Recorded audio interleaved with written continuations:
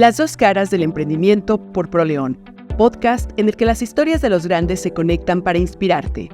Conoce los desafíos y éxitos de personajes de alto nivel que están dando de qué hablar. Suscríbete a Las dos caras del emprendimiento en nuestro canal de Spotify y escucha la primera y segunda temporada, llenas de increíbles anécdotas que te cautivarán. ProLeón. Be part of the network.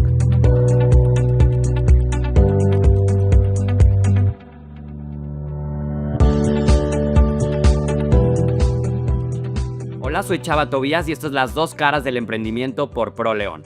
En este nuevo episodio tenemos a un invitado muy especial, que gracias a su pasión por la educación ha logrado importantes cambios en la Universidad La Salle Bajío, pues bajo su gestión y con un increíble trabajo en equipo brinda un panorama exitoso a la comunidad universitaria. Demos la bienvenida al rector de esta institución con gran tradición, Enrique González. Enrique, bienvenido. Hola Chava, ¿qué tal? Muchas gracias por estar aquí.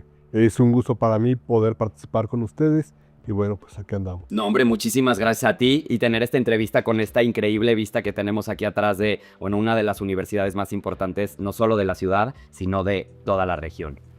Muchas gracias. Muchísimas gracias. Aquí se ve la universidad, que siempre estamos en constante crecimiento y renovación. Sí, justo veo edificios nuevos, pero ahorita ya vamos a platicar de todas las innovaciones y todos los cambios que han tenido, sobre todo desde que tú estás como rector de esta institución. Pero con todos los personajes que tenemos en este espacio, nos gusta también conocerlos desde su niñez. Tú eres originario de la ciudad de Puebla. Así es. ¿Cómo recuerdas que fue tu infancia ahí en la ciudad? Puebla era una ciudad en ese entonces tranquila, con mucha seguridad, muy serena. Uno podía salir a las calles. Enfrente de la casa de mis padres había un jardín donde nos juntábamos todos los amigos. Entonces era muy tranquilo vivir en Puebla. No existía nada de tecnología, entonces uno buscaba más bien estar en el parque jugando, andando en bicicleta. ¿Tienes hermanos también? Tengo otros 5 hermanos, así es. Ok. ¿Y tu papá y tu mamá, había alguno que se dedicara también al tema educativo o no? No, mi papá se dedicaba a la empresa y mi mamá al hogar.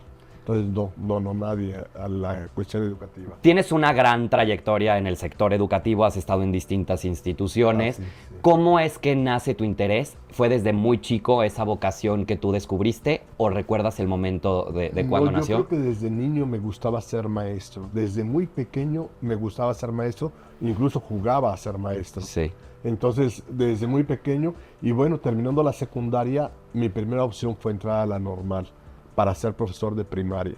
Ok. Entonces, o sea, desde muy niño. siempre. Porque luego todos jugamos a algo, que al doctor, Sí. que al maestro, y al pasar los años eso va cambiando. Pero sin duda lo tuyo fue desde muy chiquito, Desde siempre estuvo siempre. marcada ahí, Sí. y no hubo gran tema cuando ya tuviste que escoger tu Exacto. carrera profesional. Platícanos un poquito de las diferentes instituciones en las que has participado. Estuviste primero como maestro en En el Simón Bolívar. Ok. En la Ciudad de México, en el Simón Bolívar, estuve como maestro, como profesor de sexto de primaria. Esa fue tu primera oportunidad Primera laboral. Oportunidad laboral, exactamente, entrar al colegio. Luego en ese mismo colegio, era un colegio, una primaria muy grande, eran más de 1,500 alumnos en pura primaria. Entonces tenía algunos coordinadores disciplinarios. Después de ser maestro, fui coordinador de cuarto, quinto y sexto, que estaban bajo mi cargo casi 800 alumnos. Muchísimos. Yo era muy joven, yo tendría en ese entonces 23 años, yo creo. Con un gran puesto ya de mucha responsabilidad. Cuando asumo esa responsabilidad. Después me quedo como subdirector del colegio, un colegio de 3,000 alumnos más o menos, y luego como director. Ok. Entonces, en total en el Simón Bolívar estuve 16 años. De ahí me voy a Puebla, al Colegio de Benavente, casualmente el colegio donde yo estudié. Ok. Y de entrada me encargo de lo que era educación superior. Ahí era normal para formar maestros y algunas maestrías.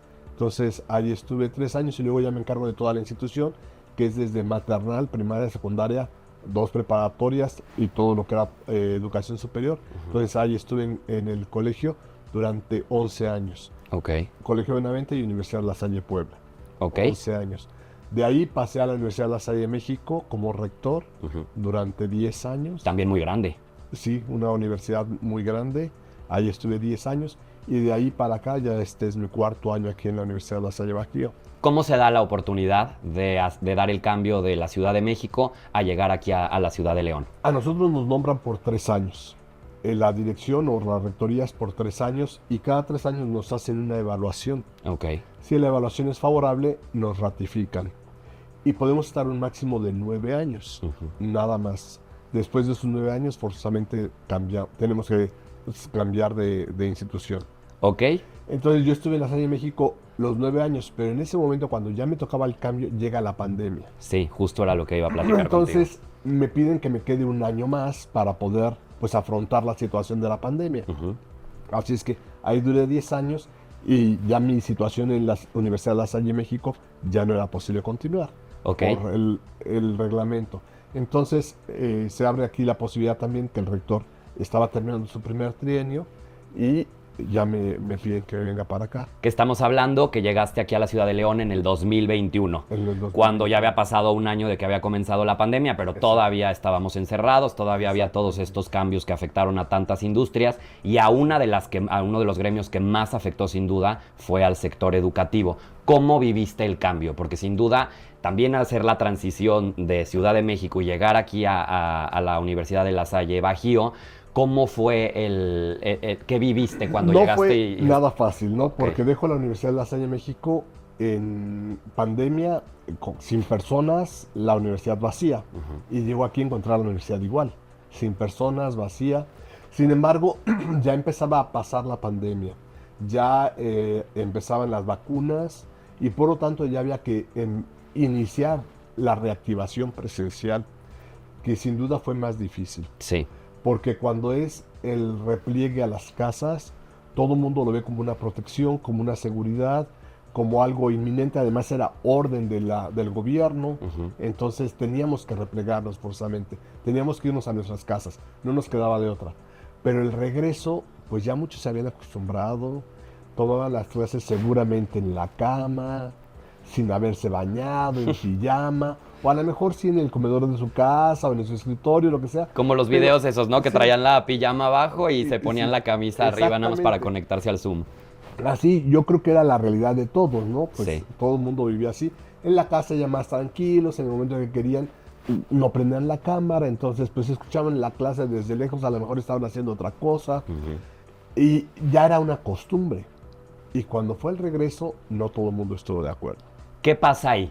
Que sin duda dio un gran cambio también a la digitalización de muchas empresas y a que se transformaran en muchos sentidos. Pero en el tema educativo, ¿qué pasó? Los alumnos preferían sin duda estar en su casa que a lo mejor estar en la escuela, aún incluso sin socializar, sin a lo mejor tener la misma interacción con el maestro que sin duda se da cuando una clase es presencial. ¿Qué es lo que pasa? Lamentablemente muchos sí prefirieron eso. Estar en sus casas. Estar en sus casas porque era más relajado para ellos, menos exigente. Y claro, también la cuestión de la evaluación era más difícil. O sea, hacer un examen era muy difícil porque si uno les ponía las preguntas y dejaban que ellos contestaran, pues no sabía qué tienen ahí, ¿no? Podían tener los apuntes, los libros, el papá, la mamá ayudándoles. Sí, o un iPad o otro celular, o sea, aunque a lo mejor el portal no te permite abrir otras pestañas, pero pues te puedes conectar de otro lado. Exactamente. Entonces, eso fue difícil, la evaluación, porque ellos, claro, durante la pandemia fue normal que todo el mundo mejoró sus calificaciones. Sí. Por el nivel de exigencia. Por el nivel de exigencia. No podía ser tanto. La otra opción era hacer el examen de uno en uno. Pero eso tardaba mucho tiempo.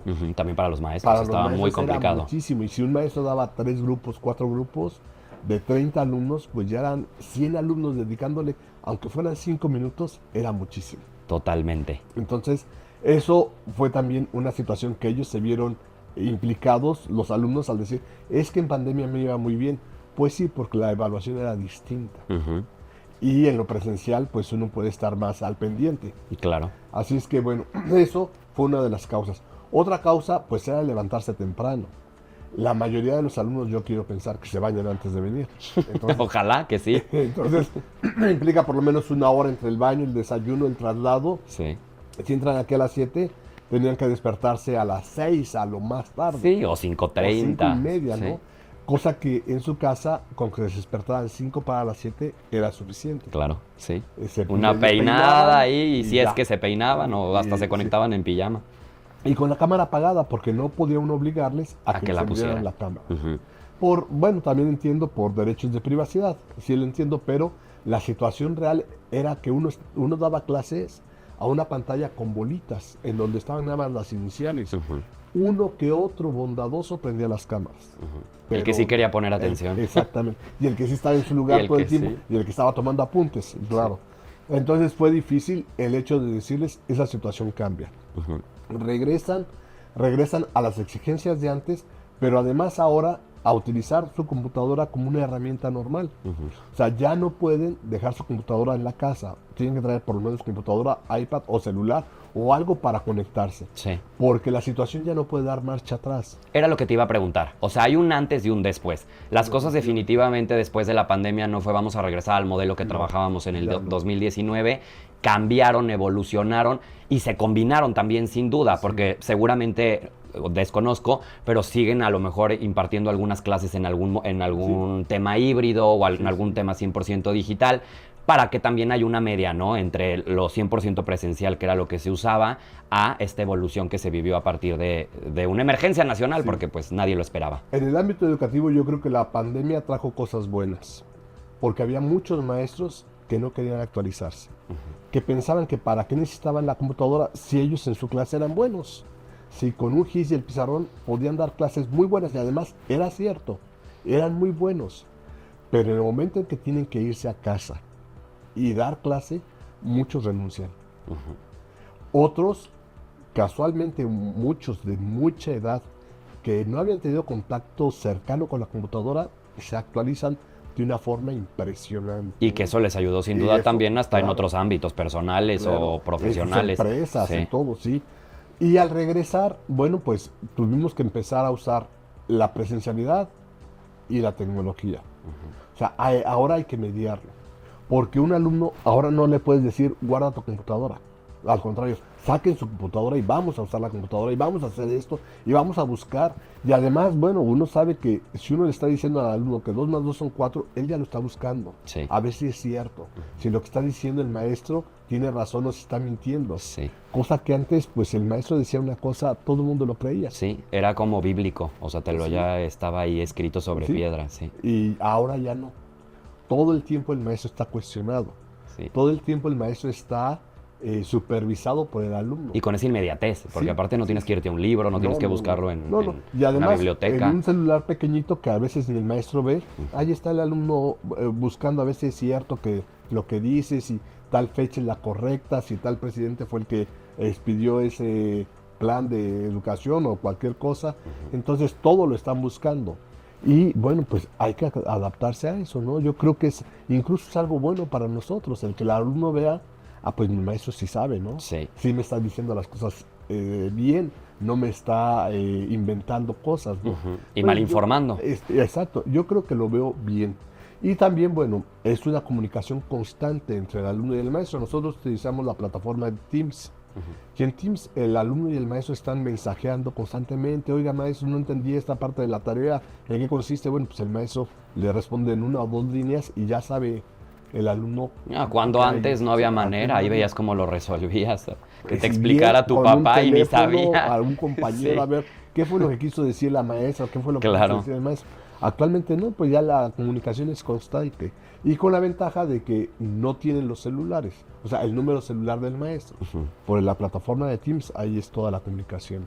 Y hablando del tema de la digitalización, que es muy importante, ahorita nos estamos enfocando a lo que pasó a partir de la pandemia. Ahora hay un tema de gran relevancia, que es la inteligencia artificial, que también está presente ya en todas las industrias. En muchas hasta quitando puestos, preocupando a muchas personas.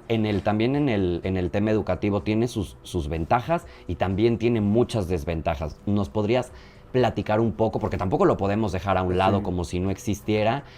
¿Cómo es que ustedes están sacándole ventajas y también un poco dejando lo que no es bueno? Estamos viendo en la inteligencia artificial un apoyo muy grande, ¿no? O sea, es algo que debe de servirle al alumno para no perder el tiempo. A lo mejor antes tardaba uno mucho tiempo en investigar y en ir a la biblioteca y en estar buscando en libros. Ahora eso te lo da la inteligencia artificial. Sí. Y está bien, no es malo. Como un tema informativo e incluso de investigación. Lo que tenemos que enseñar a los alumnos ahora es a tener un criterio, porque no todo lo que dice la inteligencia artificial es cierto. No, porque se alimenta de muchas plataformas, de muchas páginas. Revuelve lo bueno y lo malo. Exacto. Entonces, como una novela, Una novela histórica, por ejemplo, que sí te dice cosas muy concretas, datos reales, pero que noveliza la realidad y le pone ahí unas situaciones que no son ciertas. Y uno no lo puede creer totalmente. Entonces, nuestro reto como docentes es la formación de un criterio para que el alumno sepa distinguir qué es lo correcto y qué no es lo correcto. Qué tiene de verdad ese texto y qué está novelado, por decirlo de alguna forma. Qué sí puede aprovechar y qué debe de desechar. Y para eso necesita también tener cierta base de conocimientos. No, porque si no tiene conocimiento, todo lo que diga la inteligencia artificial es cierto. Entonces necesitamos crear el conocimiento y crear el criterio.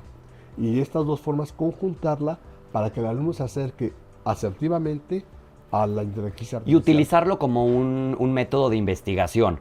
Porque también se puede utilizar para muchas otras cosas. O sea, un texto, una tarea te la puede hacer completa y que nada más sea un copy-paste y yo te la entrego. Y ni las palabras son del alumno, son creadas por la inteligencia artificial. En carreras que son a lo mejor creativas como diseño gráfico o mercadotecnia, pues ya nada más le pones, hazme un logo y voy y te lo entrego. Claro. Y, o sea, ahí ni se fomenta el tema de investigación, ni tampoco está desarrollando las habilidades del alumno. Al final lo está creando totalmente una inteligencia externa a él. Sí, así es. Nosotros para evitar eso, hacemos que los muchachos hagan trabajos en clase y entonces ya conocemos su estilo. Así es que, bueno, puede haber siempre una mejoría, un cambio, un aspecto de creatividad, pero que haya una radicalidad de hice esto y ahora entrego otra cosa, uno se da cuenta de eso ya no es de él. Sí se dan cuenta, o sea, sí hay manera de saber cuando... Incluso en el estilo de redacción, ¿no? Hay muchachos que redactan como hablan y hay otros que redactan más cuidado. Y eso nos vamos dando cuenta, cómo van redactando, cuáles son sus palabras. Hay algunos alumnos que nunca utilizan palabras científicas o palabras de un lenguaje más culto. Entonces nos damos cuenta perfectamente, a ver, esto no son tus palabras, esto no es lo que tú creaste. Y otra cosa que también estamos buscando, antiguamente recuerdo que nos decían, todo tiene que ser a máquina, háganlo en computadora. Ahora estamos buscando que mucho lo hagan a mano. Regresar un poco a eso. Sí. A regresar a mano, primero porque ya no saben escribir. O sea, ya no saben formar las letras, se les ha olvidado porque todo lo teclean. Pero segundo también porque en ese momento ellos van haciendo ya sus cosas personales. Qué interesante eso que dices. No me había puesto a pensar, pero sí es totalmente cierto. Regresando un poco al tema de la pandemia, algo que también marcó un antes y un después fue el tema, sobre todo en los chavos, el tema psicológico. Hace muchos años, cuando a lo mejor tú estuviste en la universidad o incluso cuando estuve yo en la escuela, en la universidad, era un tema que no se tocaba y que si tenías ese tipo de problemas, pues a lo mejor buscabas ayuda externa en tu casa o muchas veces te lo guardabas y se detonaban muchas cosas. A partir, yo puedo creer que de la pandemia, en el tema de los chavos es algo muy presente. Ya están muy conscientes de los temas psicológicos que tienen y piden ayuda o en sus trabajos o en la universidad o en sus casas. ¿Cómo es que la Universidad de La Salle les aporta también para que puedan resolver estos temas tan importantes? Que al final eso también puede marcar entre que terminen su carrera o la dejen trunca. Ciertamente, en la época antigua no se usaba nada de psicólogo. ¿No? Ir al psicólogo era... Estás loco. Estás loco, sí. O estás muy mal, o qué pasa, ¿no? Yo creo que a raíz de que inicia este siglo, a raíz del 2000, 2005... ese acercamiento a la psicología fue más natural, más normal. De alguna forma hubo un mayor acercamiento. Las nuevas generaciones fueron en ese sentido más abiertas. Al decir, bueno, necesito un apoyo, y fue siendo un poco más normal. Pero a raíz de la pandemia, esto fue casi una condición. Sí. Porque los muchachos sintieron una soledad tan fuerte. Y es increíble que estando en sus casas, en sus hogares, se sintieran tan solos. Sí. Esa fue una ventaja para el regreso. Que ellos al empezar a regresar y convivir con los compañeros se dieron cuenta, bueno, por lo menos hay alguien con quien platicar, con quien hablar. En las casas no había con quien. Y luego hasta se les olvidó cómo, ¿no? También sí. Muchos llegaron y esas habilidades las perdieron. Las perdieron por completo. Todas las habilidades sociales las perdieron por completo. Y había muchas rencillas por cuestiones que eran para antes de la pandemia eran naturales, ¿no? Que alguien pasaba y pues rozaba, pues es normal, ¿no? A lo mejor con el hombro rojo. No, y entre tantos alumnos, pues imposible que normal. No, aquí había unos muy sensibles. Sí, de no me toques, o sea, yo me acostumbré ni a contacto físico. Ni a contacto físico, ni a contacto visual, o sea, hablaban bajando la vista. Hijo, qué impresionante. Sí, era muy impresionante. Todavía llega a haber alguno, ya la mayoría lo ha superado, pero todavía llega a haber alguno que no quiere ningún tipo de No, es que contacto. siguen todavía esos rezagos, ¿sí? No, en realidad no ha pasado tanto tiempo. Lo vemos muy lejano muchas veces. No, pero ha pasado 3 años, ¿sí? 3 años y medio, sí, no ha pasado mucho tiempo. Entonces, los muchachos se volvieron muy débiles en el sentido de relación, en el sentido de tolerar frustraciones. Bueno, pues es normal que en la vida a veces te vaya bien y a veces te vaya mal. Los muchachos ya no lo toleran. Quieren que siempre les vaya bien. Y además la inmediatez que les está dando la tecnología, quieren que les vaya bien y ahorita. Sí, entonces, en minutos. Sí, luego tiene que ser algo rápido y todo para mi beneficio. Entonces sí ha sido una situación difícil de tratar a los alumnos. En ese sentido, gracias a Dios, ya la mayoría va superando. Sí. Ya la mayoría empieza otra vez a la normalidad de poder sentir, bueno, pues a veces me va bien, a veces me va mal. Con alguno me puedo llevar bien, con el otro me puedo llevar mal. Pues es normal en la vida, ¿no? Hay gente que te cae bien, hay gente que no te cae, hay gente con la que empatizas, hay gente con la que no. Eso es lo normal. Y ya empiezan como que a soportar esta situación. No, y Enrique, hay que tratar de mediar con todos, con los que te caen bien, con los que te caen súper bien y con los que te caen mal. O sea, la vida es así y así va a ser siempre. En la vida, en todos lados, sí. Como rector, ¿qué te gustaría decirle, sobre todo a estos chavos que ahorita están por salir de prepa, están buscando su carrera profesional y que muchos de ellos ya no quieren estudiar una carrera? Que muchos de ellos, como tú bien lo dices, con esa inmediatez y con tantos ejemplos que tienen, sobre todo de las redes sociales, que se pueden hacer famosos en minutos, en horas, o que dedicándose a subir, que también al final, bueno, también requiere trabajo, pero que subiendo videos se pueden hacer famosos y ganar mucho dinero, porque desgraciadamente muchos piensan así. Bueno, hay un dicho que dice que hay muchas cosas que son llamarada de petate. O sea, el petate prende muy rápido y apaga igual. Sí. Entonces llega a suceder también en la vida mucho esto, ¿no? Que uno pueda hacerse famoso 3, 4 días y después nunca más. Y un papel que respalde tus conocimientos, eso lo tienes para toda la vida. Exacto. Uno no sabe cómo le va a ir en la vida. Le puede ir bien, le puede ir mal, puede tener muchos aciertos, puede tener desaciertos. La situación familiar, la situación afectiva puede variar mucho. Pero un papel que te respalde y que diga lo que sabes es muy importante. Después algunos dicen, yo quiero nada más aprender sobre este punto. ¿Para qué voy a meter una carrera de 4 años si lo que me interesa lo puedo aprender en un semestre? Sí, pero todo va relacionado. Entonces no puedes aprender nada más de un punto porque ese punto tiene relaciones con otras muchas ciencias, con otros muchos aspectos. Entonces lo que interesa es que profundices el punto que quieres conocer, el aspecto que te interesa, pero que lo sepas interrelacionar. Porque la vida, y sobre todo la vida que van a vivir estos jóvenes al futuro, va a ser una vida multidisciplinaria. Cada vez va a ser más la integración de las ciencias. Volvemos a como era en la Edad Media, ¿eh? Los grandes científicos de la Edad Media eran sabios, los que sabían de muchas cosas. Después vino la etapa de la especialización. Entonces uno sabía mucho de muy poquito. Y ahora vuelve otra vez a ser una etapa de multidisciplinariedad, de saber de muchas ciencias. Sí, al final todas son complementarias unas de otras. Sí. Al estar al frente de una institución tan grande, ¿cuántos alumnos tienen? Si bien la información no me falla, ¿son alrededor de 30,000 alumnos? Sí, tenemos como 13,000 de manera presencial ahorita, unos 2,000 colaboradores y aproximadamente unos 15,000 en cursos de educación continua. Sí, alrededor de 30,000 personas involucradas en esta institución.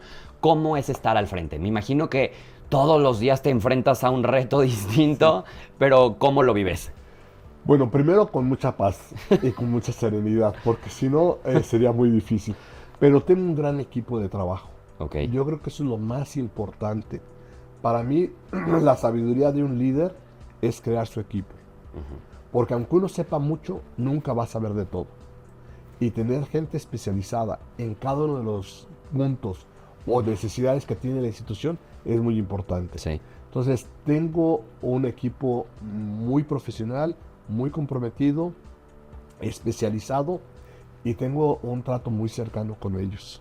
Ok. Trato de tener reuniones con ellos con la mayor frecuencia posible y estar en constante comunicación, ¿no? Saber qué es lo que están necesitando, qué es lo que está pasando, intervenir en las decisiones relevantes, enterarme de todo. A veces no es tan fácil, pero enterarme de todo lo que pasa en la universidad y sobre todo la interrelación. Eso es muy importante. No solamente conmigo, sino entre ellos también, entre toda la universidad, tiene que haber una interrelación constante. Sí. Que unos conozcan las necesidades de los otros, los éxitos, que sepan cuál es la situación que está viviendo. Eso creo yo que es lo más relevante. Una comunicación sana, que siempre en todas las empresas, las familias, las parejas, la mayor dificultad es la comunicación. Y es por lo que tenemos que estar luchando constantemente. 100%. Que haya una comunicación, que haya comunicación y que la comunicación sea lo más asertiva, ¿no? En ese sentido, que haya una comunicación cercana y que sea respetuosa, porque con frecuencia puede también la familiaridad suponer muchos aspectos y no tiene que haber una comunicación constante. Y puntual, sí, Y 100%. puntual, sí. Dejando a un lado un poco el tema de la pandemia, que fue un gran reto al que te enfrentaste, en el tiempo que tienes aquí en la ciudad de León, ¿cuál podrías decir que es el más grande que has vivido y de qué manera lo lograste resolver? Pues yo creo que actualmente los retos más grandes que presenta la educación es el convencimiento a los jóvenes de que es importante estudiar. Lo que mencionábamos Sí. ahorita. Sí. Y esto lo vamos resolviendo al que a los alumnos se puedan meter de alguna manera en empresas o en las construcciones si son ingenieros, arquitectos, en los hospitales si son médicos o odontólogos, para que ellos puedan de alguna forma darse cuenta de la necesidad y que sepan que lo que están aprendiendo es apenas el principio para incursionar en ese mundo. Sí. Que les falta mucho por aprender, que la carrera les va a dar apenas una visión muy amplia de lo que es la ciencia que ellos están buscando.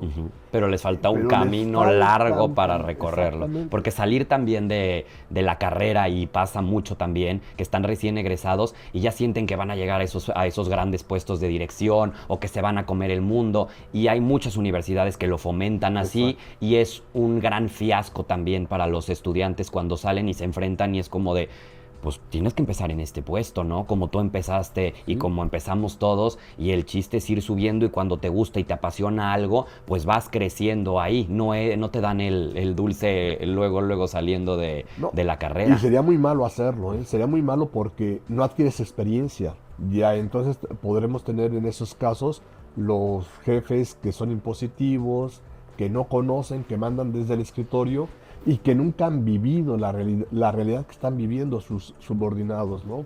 Entonces yo creo que este es un gran reto en la época actual, hacer que los jóvenes comprendan que su vida es paulatina, que van creciendo y que deben darle tiempo al tiempo. Es muy difícil porque ellos quieren todo rápido, ya y bien. Y el gran privilegio que es también estudiar, ¿no? Exacto, eso también que muchos no lo valoran. En este país, Sí. sobre todo. Sí, sabiendo que, bueno, de cada 100 alumnos que inician la primaria, llegan a terminar la universidad 10. Híjole, o sea, es Y el doctorado mínimo. 1. Ujú. O sea, es nada. Nada. Y tener el privilegio de estudiar, de que sus padres les estén manteniendo en una universidad privada, Ajá. eso, bueno, pues deben de valorarlo, Sí. deben de reconocerlo y deben de hacer un gran esfuerzo para responder a lo que sus padres están haciendo por ellos. Me encanta eso que dices porque cuando tienes esa edad, tienes los 20 y tantos años y estás ahí, se te olvida que muchas veces que tienes ese privilegio y luego ya cuando creces te das cuenta de lo gran afortunado que fuiste de tener esa posibilidad que muchísimos otros quisieran tener y que no se te puede olvidar ningún día que estás ahí y que tienes que cumplir con tus tareas y que tienes que cumplir con tus maestros, porque también es un gran regalo que te está dando tu familia y la vida. Claro, claro. Sí, y que hay que valorarlo mucho porque los jóvenes de 18 años a veces piensan que salir de la prepa ya lo van a hacer todo. Y no, les falta mucho por caminar, por aprender y por vivir. Me gustaría platicar de la carrera de medicina.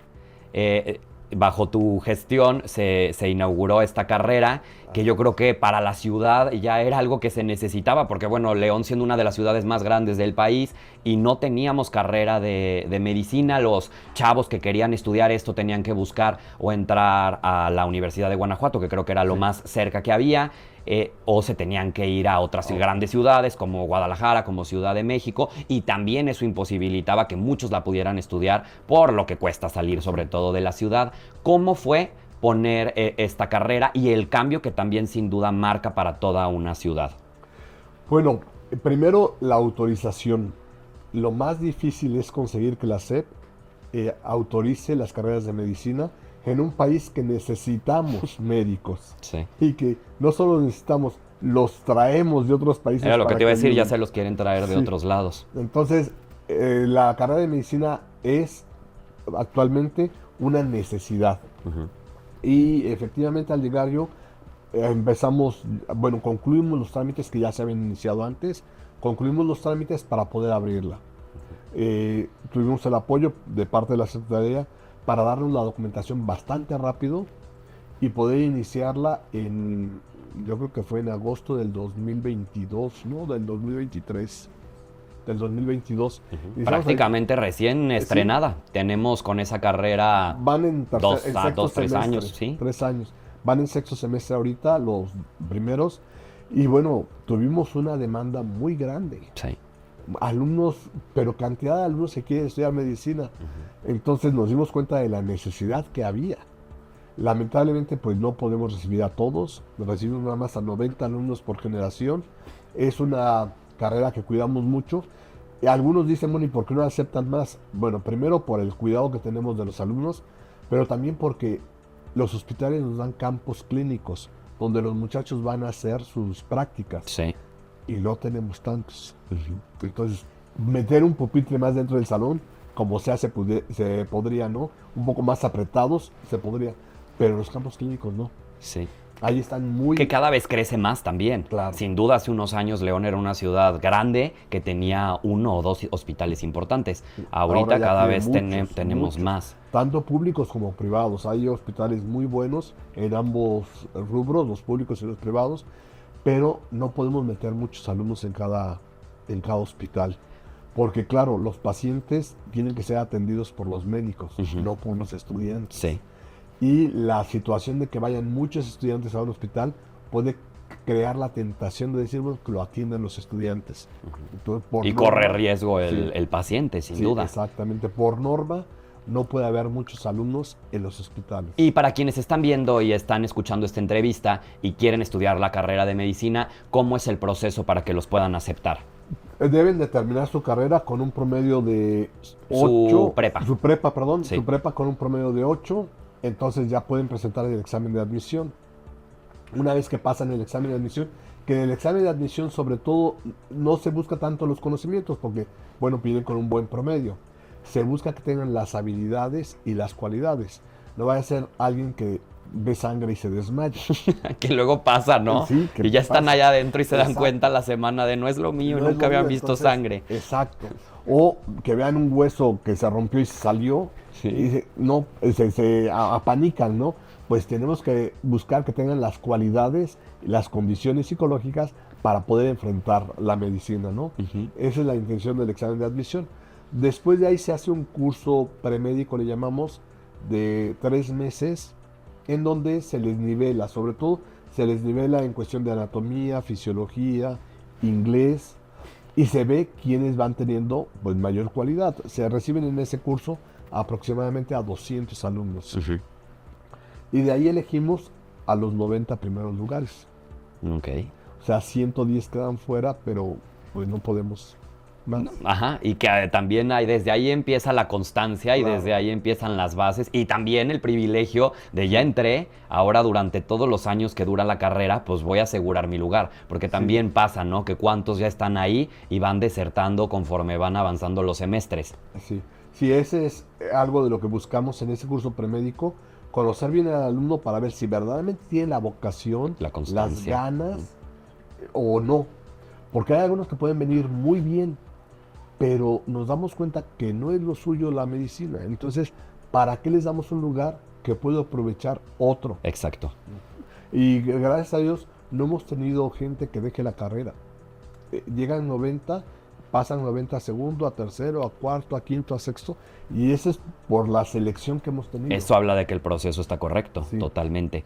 Oye, Enrique, me gustaría platicar también de otros aspectos que también cubre sin duda la Universidad de La Salle. Estamos hablando mucho del sistema educativo, pero también sin dejar a un lado que tienen muy presente el tema deportivo, el tema social, el tema cultural, que digo, si bien no me equivoco, creo que tú también eres fanático del teatro, de la Sí, literatura. así es. ¿Cómo es que fomentas estas partes tan importantes? Porque no todo puede ser estudiar, ¿no? Claro. También tenemos que desarrollar otras habilidades. La universidad tiene como centro, en su modelo educativo, la universidad especifica que el centro es la persona. Lo más importante es el ser humano, que tiene que prepararse académicamente, sí, y que el muchacho viene aquí para prepararse académicamente, también estoy de acuerdo. Que el papá paga la colegiatura para que el muchacho aprenda ingeniería o medicina o lo que sea, sí, pero nosotros como universidad queremos expandir esa formación y que el muchacho se preocupe por sí mismo. Entonces les ponemos primero, recién llegan en el primer semestre, llevan una materia que se llama bienestar. En esa materia aprenden primero a conocerse, a tener un acercamiento de quiénes son, qué quieren, cuáles son sus intenciones, por qué están aquí, un poco de hacer un recuento de su vida, cómo ha sido su vida y qué es lo que quieren hacia adelante, qué esperan de la universidad y qué esperan de sí mismos, ¿no? ¿Cómo va a ser Chava dentro de 4 años que termine la carrera? Entonces, bueno, eso es importante. Pero también les manifestamos ahí los inconvenientes de los vicios, la necesidad de unas buenas relaciones sociales, algún método de estudio para que se les ayude, se les impulse a ser buenos estudiantes. Entonces, esa materia es un acercamiento a preocúpate por ti. O sea, es importante que te preocupes por tus papás, por tus estudios, todo, pero lo más importante es que te preocupes por ti. Que es bien importante. Y en eso centramos esa materia. Después, a lo largo de la carrera, tienen que realizar unos créditos complementarios. Ellos tienen los créditos académicos, que son los que marca la Secretaría de Educación Pública, Sí. ¿no?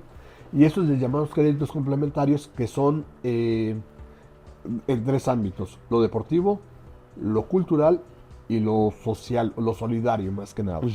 En lo deportivo ellos tienen que hacer deporte a lo largo de toda su carrera, y esto con la intención, a lo mejor no queremos sacar aquí gente deportista. Sí, atletas de alto rendimiento, Exactamente. pero es una parte Pero que todos tenemos que tener presente a Queremos lo que largo de nuestra sepan vida. exactamente que el deporte es importante Para la salud. para estar bien Sí. físicamente y para estar bien anímicamente. Entonces tenemos el deporte, ¿no? Allá arriba acabamos de hacer un gimnasio. Que ese nuestro- edificio es el es más nuevo. Acabamos de hacer un gimnasio grande que realmente tiene la finalidad de apoyar a los jóvenes, ¿no? De demostrarle que es importante hacer ejercicio y preocuparse por sí mismos, porque el ejercicio finalmente es bien para ti. Entonces, tiene que cumplir estos créditos. Algunos lo hacen en el gimnasio, otros lo hacen participando en las selecciones de fútbol, básquetbol, etcétera. Otros lo hacen, tenemos algunos torneos internos, juegan entre ellos, compiten. Tenemos Que ahí también fomenta, aparte del Fomenta deporte, la parte la social y la sí. interacción entre todos los alumnos de una forma muy sana. Exactamente. Tenemos algunos otros grupos, como por ejemplo un grupo de alpinismo, Qué que padre. van los fines de semana a subir a algún cerro y esto, y que fomenta el deporte, fomenta la solidaridad, el apoyo, la ayuda, incluso el vencimiento a uno mismo. Entonces, esa es una parte, los créditos deportivos. Después tenemos los créditos culturales. Los muchachos tienen que aprender algo de cultura, sea bailar, sea tocar un instrumento, cantar, participar en teatro, lo que sea, pero tienen que hacer algo De la carrera que sea. de la carrera que sea. Lo tienen que hacer y esto también les ayuda porque el arte sensibiliza el alma.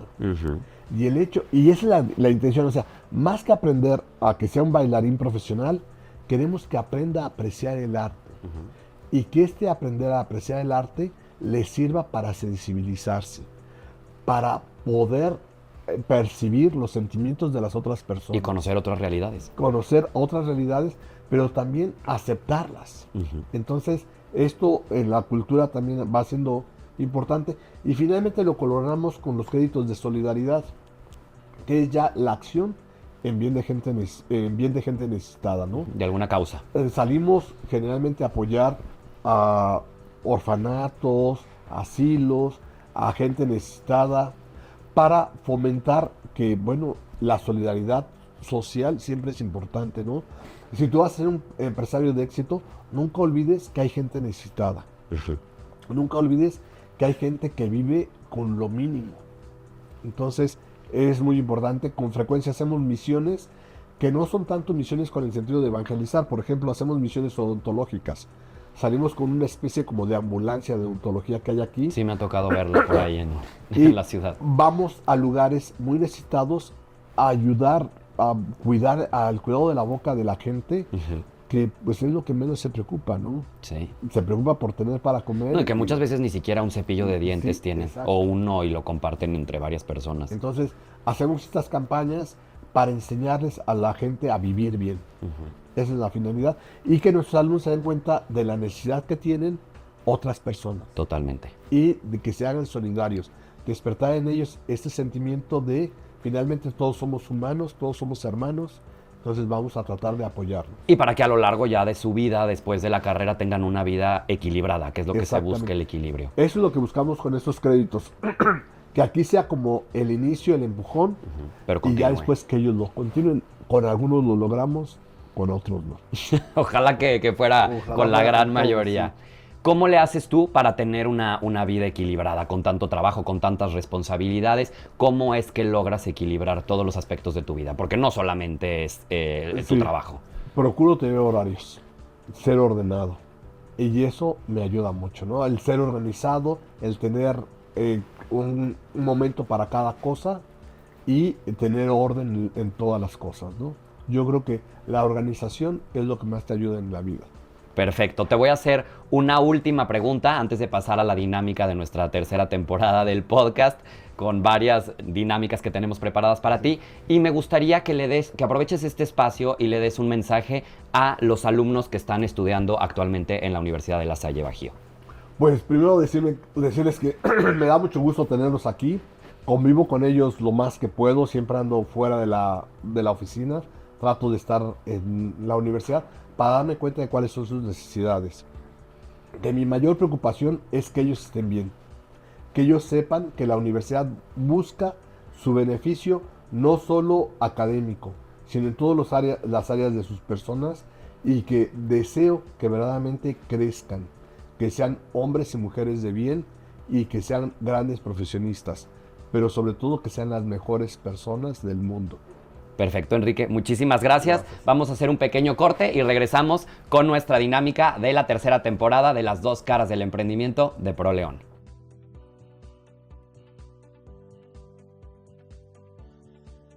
Listo, Enrique, estamos de regreso. Vamos a empezar con nuestra dinámica. Aquí en la tómbola tenemos varias pelotitas. Vamos a sacar 10, todo con el objetivo de conocerte un poquito más. Perfecto. Vamos a sacar una por una y vámonos con la primera. ¿La saco yo? Sí. Ahí está. Muy bien. A ver. Dice: la educación tradicional es la mejor forma de educar. ¿Es mito o realidad? Yo creo que es mito. La educación tradicional tiene muchas cosas buenas, pero ha habido otros inventos, descubrimientos en el ámbito educativo que también han ayudado a mejorar la educación. Por ejemplo, la tecnología, ¿no? No podemos quedarnos con lo anterior. Claro, hay muchas cosas que la educación anterior tiene, como el respeto, los límites. Hay muchos aspectos que sirven, pero hay otros muchos que tienen que actualizarse. Sí, se rescata lo bueno y se evoluciona con lo nuevo. Sí, y esa es una característica muy lasallista, por ejemplo. Los lasallistas rescatamos mucho de lo que tiene la educación anterior, pero involucramos mucho a las novedades pedagógicas. Eso está increíble. Sí. Súper. Vámonos a la segunda. Todas son diferentes. Hay Ok. preguntas del público, esta que ya te tocó de mitos y realidades. A ver, esta dice, este es un caso. Ah, no, es otra de mito y realidad. Los estudiantes de hoy son menos comprometidos y más distraídos que las generaciones anteriores. Esa está buena. ¿Mito o realidad? Pues yo creo que es un poco de realidad. Sí. Sin embargo, hay que ver que el compromiso de las nuevas generaciones es distinto. Yo no puedo decir que están más o menos comprometidos. Son comprometidos de manera diferente. Quizá antiguamente considerábamos a un estudiante comprometido el que se dedicaba todo el tiempo a estudiar y sacaba puro 10. Pero ahora yo considero a un estudiante comprometido el que estudia, pero el que hace deporte, el que participa en teatro, el que ayuda a sus compañeros, el que es buen hijo. Entonces yo creo que los estudiantes de hoy también son muy comprometidos, pero de manera diferente. Sí. Y considero que, por suerte, en la universidad, yo puedo decir que el 90% son estudiantes muy, muy comprometidos. Muy comprometidos no solamente con el estudio, sino con la vida. Y eso también es muy importante. Y distraídos, sí, ¿no? O sea, porque Distraídos, sí. tienen un montón de distractores Distraídos, que no sí, teníamos antes. pero eso no es culpa de ellos. Sí, ¿no? La computadora te hace tener atención, no sé, un minuto ya es demasiado. Sí. Es ver una cosa y al 30 segundos otra y a los 10 segundos otra. Y ellos están leyendo un texto y ven un enlace y le pican. No, estamos bombardeados y de ya contenido. saltaron a otra cosa y luego a otra cosa. Entonces conocen de todo, conocen muy poquito y están sí súper bombardeados de imágenes. Les cuesta más la concentración, eso sí. Definitivamente sí. Qué interesante, pero Les sí es cuesta cierto. mucho más. Vámonos a la tercera. Ya te tocaron dos de mito y realidad. A ver esta. Y esta dice... ¿Cuál ha sido la decisión más difícil que has tenido que tomar como rector? Específicamente yo creo que aquí en esta Bajío. universidad. Sí. Pues alguna cosa así difícil, siempre es muy difícil cuando uno tiene que separar a un alumno. Yo creo que lo analiza mucho porque debe de ser pensando en el bien del alumno. Y a veces eso no se percibe así. La gente piensa que uno tiene que separar a un alumno de la universidad porque fue malo el alumno. Y no, buscamos que el alumno crezca en otro ámbito porque a lo mejor aquí ya está anquilosado. Y esas son decisiones muy difíciles. ¿Y por qué podría pasar esto? ¿Por calificaciones? Por calificaciones. Faltas? Por una situación muy mala. De conducta también de podría conducta, pasar, ¿no? Sí. Y en donde nos estamos dando cuenta que el alumno ya está viciado dentro de la universidad. Que es necesario salir de este ambiente para él. Pero hacérselo ver, pues sí, sí es. Pero hacérselo ver difícil. a él y a los padres a veces no es tan fácil. Ok. Y siempre analizamos mucho eso porque tenemos que analizar que sea verdaderamente en bien del alumno, para el crecimiento de la persona. Pero hacérselos entender, yo creo que lleva mucho Es tiempo muy para difícil. poderlo ver. Muy difícil. En el momento debe de ser muy difícil. Sí. Y creo que no, a lo mejor sí para el alumno, pero mucho más yo creo que por las Para- expectativas que muchas veces tienen los papás. Exactamente. Y digo, el dinero también que Sí, que invirtieron y todo. Sí, Sí, yo creo que es lo más difícil que hay. súper. Vámonos a la cuarta. Acá, ahora esta morada. Vale. A ver, esta que dice.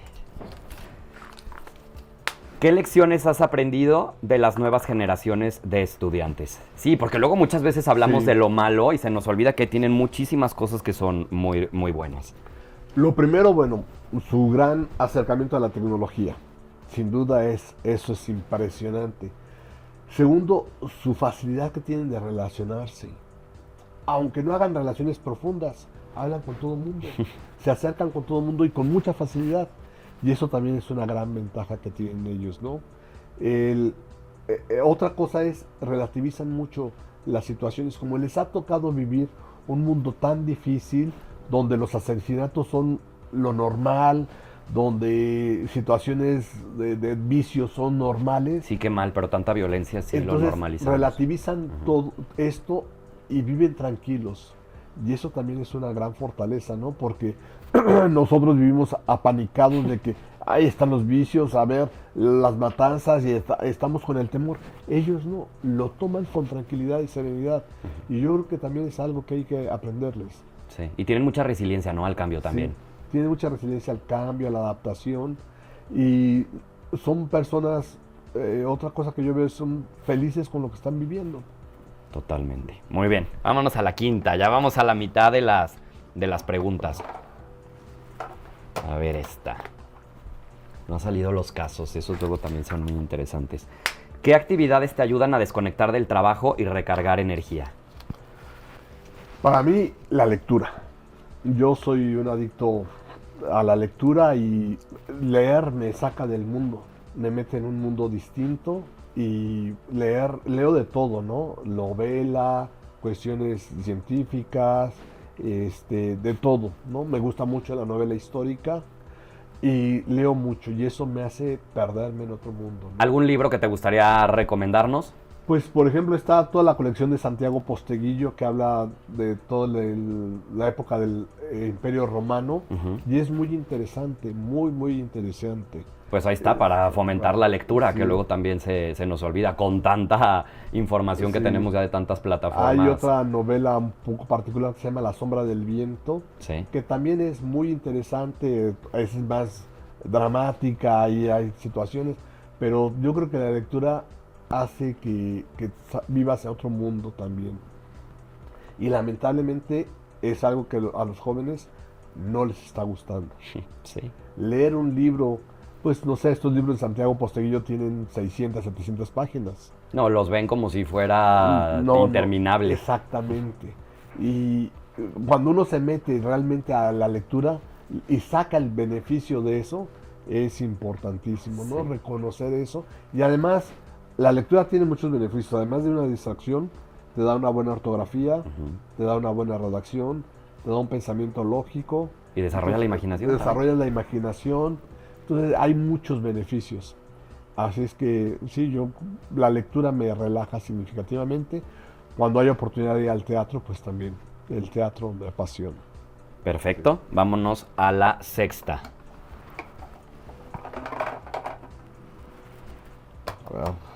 A ver, ¿qué sale? A ver. Esta me gusta. ¿Qué consejo le darías a tu yo más joven? Pues a lo mejor no ser tan acelerado, que siempre he sido muy acelerado. Dedicar más tiempo a mí que al trabajo. En la vida, bueno, pues a veces uno se enfoca mete en mucho eso, al trabajo y la persona va quedando en un segundo nivel. Entonces yo creo que eso, y bueno, pues vivir con intensidad cada momento, disfrutar cada momento, apreciar cada momento, porque todo es bueno, incluso lo que en el momento parece muy malo, muy negativo. Si uno sabe apreciarlo, todo es bueno en la vida. La vida siempre da cosas buenas. Y nada se repite, estamos ahorita y luego ya no sabemos qué pueda Sí. pasar. Y Y lo damos por además sentado. hay que valorar cada momento, ¿no? Porque cada momento, cada persona son importantes. Y a veces, por circunstancias de la vida, personas que uno quiere mucho, las va dejando y bueno, pues se pierden esos momentos. Así es que hay que valorarlos. Muy buena respuesta. Séptima pelotita. A ver, Perdón. ahí está. Ahí está. ¿Qué historia de éxito de algún estudiante o egresado te ha conmovido? No habíamos hablado de los egresados. Sí, bueno, pues he tenido a lo largo de mi vida muchos estudiantes que han tenido mucho éxito, pero sí éxito económico, pero mucho éxito también personal, crecimiento como seres humanos. Tengo algún alumno que era, desde que era niño, un alumno de primaria, desde que era niño era muy apasionado en todo, le ponía muchas ganas. Era el mejor para estudiar, el mejor para el fútbol, el mejor amigo de sus compañeros, y eso lo proyectó siempre en su vida. Después fue el mejor esposo, el mejor padre. Era un hombre que le dedicaba pasión a todo. Y yo creo que ese es un gran éxito en la vida. El poder sentirte feliz con todo lo que haces, dedicarle toda la entrega, la pasión, el entusiasmo y que eso te reditúe felicidad. Para mí ese muchacho lamentablemente falleció, pero fue un gran muchacho. Fue un gran padre, un gran hijo como cuando era pequeño, un gran estudiante, un gran amigo, con todo el mundo se llevaba bien. Entonces, bien. Después tengo otros estudiantes, bueno, que han sido no tan brillantes en la carrera, sin embargo han sido muy brillantes como profesionistas.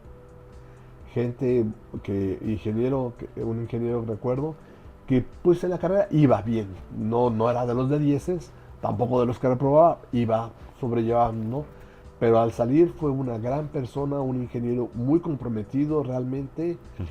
Hasta la fecha sigue en su empresa creando, viendo de qué manera investigar, haciendo más cosas, se dedica a cuestiones de transporte, cómo mejorar los camiones, cómo mejorar el servicio al cliente, y eso no era tan bueno, pero se hizo muy bueno, y yo creo que su empresa es una de las mejores a nivel de transporte, y ha hecho todo lo posible por servir bien, y él tiene esa conciencia, servir bien. Claro, el servir bien le da a él un beneficio, pero también hace que el cliente esté contento. Sí. Y entonces lo vuelven a contratar, lo recomiendan. Y en fin, ha sido un muchacho de mucho éxito por pensar en el bien del otro. Sí, me gusta la respuesta. Es que el éxito no solo se trata de hacer dinero, y muchas veces se relaciona solo con eso. Y como bien lo has dicho a lo largo de la entrevista, el éxito es estar bien en todos los ámbitos de tu vida. Sí, he tenido alumnos cantantes muy exitosos, deportistas muy exitosos, pero yo creo que cada quien en su ámbito, lo importante es ser feliz. Me gusta esa respuesta. Vamos a la octava. La octava, a ver, vamos. A ver. La universidad debe enfocarse principalmente en la investigación teórica sin prestar atención a la aplicación práctica del conocimiento. No, pues aquí, mito o realidad. No, pues con tantos laboratorios y tanto... Definitivamente la investigación teórica es buena, pero la práctica es... Y además, no solamente práctica, sino que incida en el beneficio social. Nosotros en la universidad buscamos que todas las investigaciones tengan un beneficio social, que sea para que la gente pueda comer mejor, o que sea para que la gente tenga un mejor estado de salud, pero tiene que incidir en la gente, si no, no vale la pena. Ok. La novena. Vamos a ver. Si pudieras cambiar solo una cosa en la educación superior actual, ¿cuál sería? Uy, hay tantas cosas que se deberían de cambiar. Sin que embargo, solo una está difícil. Una está difícil. ¿Cuál sería la que pensaría en cambiar así de que sea más urgente? Pues los programas de estudio no, porque esos se actualizan cada rato. Pero tal vez sí lo que cambiaría sería la capacitación docente. Tener una capacitación a los docentes más constante, un compromiso de los docentes más grande, el hecho de que el docente siempre sea una persona más vocacionada. En la universidad tenemos gente que viene a dar clases a ratos, que no están de tiempo completo, que tienen su empresa y vienen a dar clases, o que trabajan en otro lado y vienen a dar clases. Y a veces eso hace que no sean tan comprometidos. Sin embargo, tenemos otros que sí son muy, muy comprometidos, pero yo creo que la actualización docente sería lo que cambiaría yo. Hay que estar en la actualización constante, para que los maestros enseñen siempre lo último a los alumnos, lo más actual, lo que acaba de salir ayer, sí. Pues eso es lo que estén enseñando. Y en todos los niveles. En todos los niveles, sí. Ok, sí. Vámonos a la última. ¿Quieres que la saque yo? A ver si la saco yo, a lo mejor... A ver, voy a ver uno que esté grande, porque los casos vienen como papelito grande. Entonces, puede ser que este... No, es otro mito realidad. Ya ves, no te salió ninguno. La educación en línea, esta está buena, ¿eh? La educación en línea es de menor calidad que la educación presencial. ¿Mito o realidad? Mito totalmente, ¿no? Hay, en la educación en línea, aquí depende mucho del alumno. Porque la educación desde el parte del maestro, el maestro hace el mismo esfuerzo. Incluso yo creo que es más complicado dar clases en línea que en presencial. Sí. Pero sí hay ciertamente mayor facilidad en el ámbito tecnológico. Uno tiene más acceso a todo. En lo presencial uno está más limitado. Entonces yo creo que ambas tienen sus dificultades. La educación en línea, si está bien preparada, si tiene todos los conocimientos, yo creo que puede ser de un buen nivel. Igual que la educación presencial, ¿no? La educación presencial tiene a veces menos posibilidades. Bueno, actualmente ya con los celulares tiene posibilidades de todo, ¿no? Pero habría posibilidad, la situación de que pueda ser más limitada. Y en la educación en línea tienes más posibilidades de consultar videos, a la inteligencia artificial, todo eso que, bueno, ya actualmente la presencial también. Entonces, yo creo que es un mito el que la educación en línea sea... Son igual de valiosas. Aquí, como siempre, lo importante es el compromiso del alumno. Sí, que lo aprovechen. Sí. Para quienes están estudiando en estos momentos, ya sea su escuela presencial, híbrida, digital, sí, como sea, pero el objetivo es que aprovechen la oportunidad que tienen de poder estar estudiando. El alumno realmente es el que hace la calidad de la educación. Ok, para cerrar la entrevista, Enrique, me gustaría... En el primer bloque le diste un mensaje a quienes están estudiando actualmente en la universidad. Me gustaría, para cerrar, que aproveches este espacio para darle un mensaje a la comunidad que trabaja en la Universidad de La Salle Bajío. Pues primero agradecerle su compromiso. Sin duda puedo decir que los 2,000 colaboradores son personas muy comprometidas con la universidad, que llevan el espíritu lasallista en su alma, en su inteligencia, en su emoción. Así es que yo lo primero que tengo hacia ellos es un gran agradecimiento. La universidad es gracias a ustedes, gracias a su trabajo diario, a su entrega, a su compromiso. Y exhortarlos a seguir así, ¿no? Exhortarlos a que sigan con ese compromiso, esa entrega, ese entusiasmo. La universidad es y será lo que seamos todos los colaboradores, lo que entre todos creamos de la universidad. Entonces, pues vamos a seguir adelante. Increíble, Enrique. Muchísimas gracias por estar con nosotros el día de hoy. Espero que hayas disfrutado mucho este espacio y espero que nos vuelvas a visitar en próximos años, en próximos meses, para que nos sigas contando de esta gran universidad que sigue en constante evolución y que sigue en constante crecimiento. Muchísimas gracias.